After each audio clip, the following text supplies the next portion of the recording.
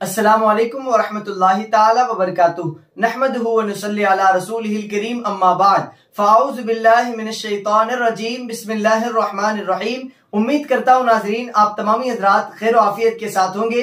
तो आइए आज के इस वीडियो में हम जानने की कोशिश करेंगे क़ाफ के बारे में और इसके मखरज के बारे में हम जानेंगे और किस तरीके से इसे अदा किया जाता है वो भी हम प्रैक्टिस करेंगे। और साथ ही साथ आप तमामी हजरात को इस बात से आगाह कर दूं कि अभी थोड़े दिनों में और वीडियोस आएंगे और साथ ही साथ पूरे अलिफ से लेकर या तक पूरे वीडियोस खत्म हो जाएंगे और उसके बाद आपको सिर्फ 18 मखरज याद करना है, सिर्फ और सिर्फ 18 मखरज याद करना है। और टोटल अलिफ से लेकर या तक 29 हर्फ हैं, 29 यानी कि 29 हर्फ हैं। उन 29 हर्फों के 29 मखरज नहीं है, सिर्फ और सिर्फ 18 मखरज हैं। यानी कि हर्फ अलग अलग तरीके के होते हैं। एक मखरज में कोई 2 हर्फ ऐड किए गए हैं, कोई 3 हर्फ हैं, कोई एक मखरज में एक ही हर्फ है। तो इसी तरीके से 29 हर्फ हैं और मखरज 18 हैं। तो किसी किसी मखरज के अंदर 2-2 हर्फ को ऐड किया गया है, यानी कि सिमिलर उसका मखरज है।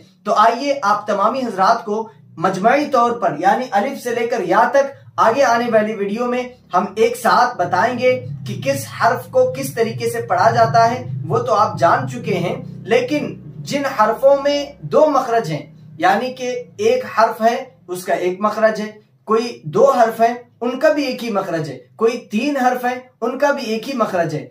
तो इस तरीके से हम आपको आने वाले वीडियो में बताएंगे। आप तमामी हजरात आखिर तक हमारे साथ बने रहें। आज की वीडियो में हम जानेंगे क़ाफ के बारे में और साथ ही साथ उसके मखरज के बारे में। तो क़ाफ लिखने में इस तरीके से होता है, क़ाफ और उसके ऊपर जो है 2 नुक्ते, यहाँ पर जिस तरीके से लिखा गया है 2 नुक्ते इसमें होते हैं और इस तरीके से इसे लिखा जाता है और आगे इसका मखरज है।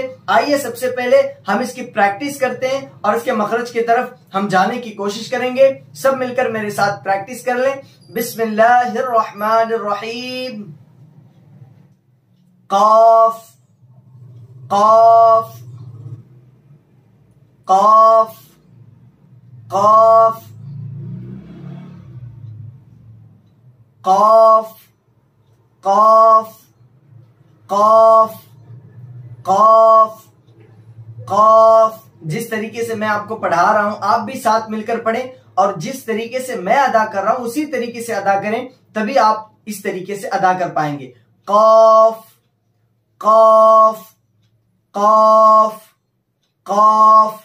जैसा कि आपने देख लिया कि इसकी आवाज किस तरीके से आती है और किस तरीके से इसे अदा किया जाता है। तो आइए इसके मखरज की तरफ हम बढ़ेंगे तो जो आपके दिल में डाउट है वो भी क्लियर हो जाएगा कि ऐसी आवाज क्यों आती है और किस तरीके से आती है। अब मैं आपको बता दूं, जड़ जबान तालु के नर्म हिस्से से मिलकर क़ाफ अदा होता है।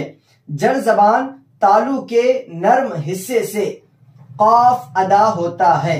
जिन जिन हजरात को लिखना हो तो वो अपनी डायरी निकालें और इस मखरज को लिख डालें और साथ ही साथ इसकी प्रैक्टिस भी आप हजरात करने की कोशिश करें।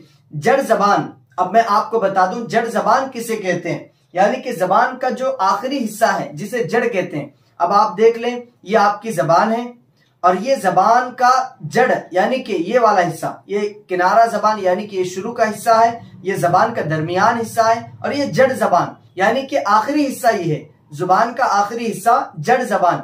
अब ये जबान ऐसे मुंह से बाहर निकलेगी तो ये पूरा जबान है और ये वाला जो हिस्सा है यानी कि आखिर वाला जो हिस्सा है जड़ जबान इसे कहते हैं। जहां जबान एंड होती है, जहां जबान खत्म होती है, वहां पे ये वाला हिस्सा जड़ जबान इसको कहते हैं। तो इस जड़ जबान को उसी के अपोजिट यानी कि जहां पर आपकी जड़ जबान है उसी के अपोजिट जो आपका हिस्सा है, अब जैसे आप देख लें ये जड़ जबान है और उसी के ऊपर ये जो आपका हिस्सा है यहां पर नरम हिस्सा, तालु का जो नरम हिस्सा है वो यहां पर है, ये जबान है, ये तालु का नरम हिस्सा है। इस जड़ जबान को ये तालु के नरम हिस्से से लगाना है, तब जाकर के क़ाफ अदा होगा। जड़ जबान और ये